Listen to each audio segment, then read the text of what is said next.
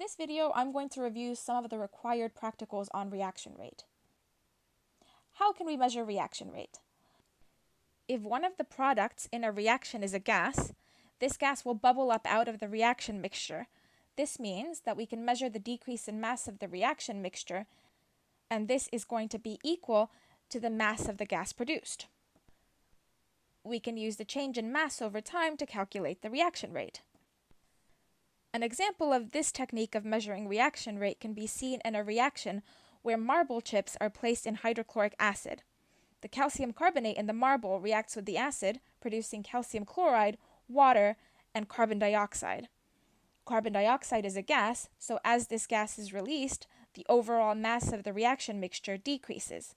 You can measure the change in mass of the reaction mixture, which will give you the mass of carbon dioxide produced. So the mean rate of reaction can be calculated by dividing the mass of carbon dioxide formed over the time taken. Another technique that we can use to measure reaction rate if one of the products is a gas is measuring the volume of the gas produced over time. An example of this can be seen in the reaction where magnesium is placed into hydrochloric acid. The magnesium reacts with the acid to form magnesium chloride and hydrogen gas. You can attach a gas syringe to the top of the flask where you're carrying out your reaction, and this can be used to measure the volume of the hydrogen gas produced. So in this case, the mean rate of reaction would be the volume of hydrogen formed over time taken. This graph is showing you some example results that could be collected from this experiment. This graph is showing you the reaction rates at different concentrations of hydrochloric acid when the same amount of magnesium was used. As you can see from these results, as the concentration of hydrochloric acid is increased, the initial rate of reaction increases as well. These two diagrams show a gas syringe and a gas jar, both of which are equipment that can be used to measure the volume of gas produced in a reaction.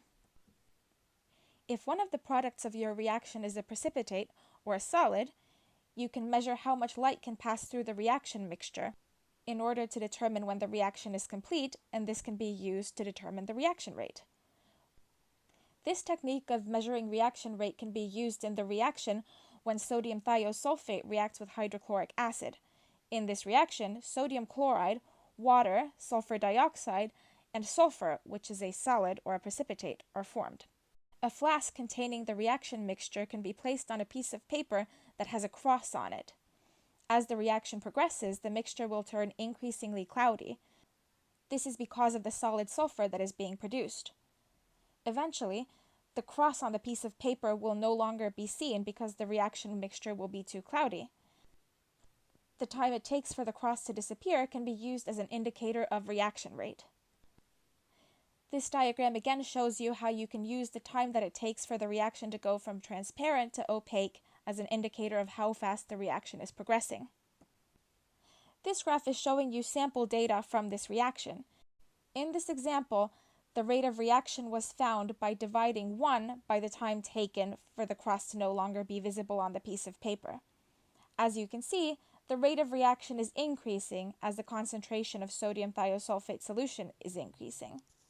These are the main techniques of measuring reaction rate that are used in the required practicals for the GCSE.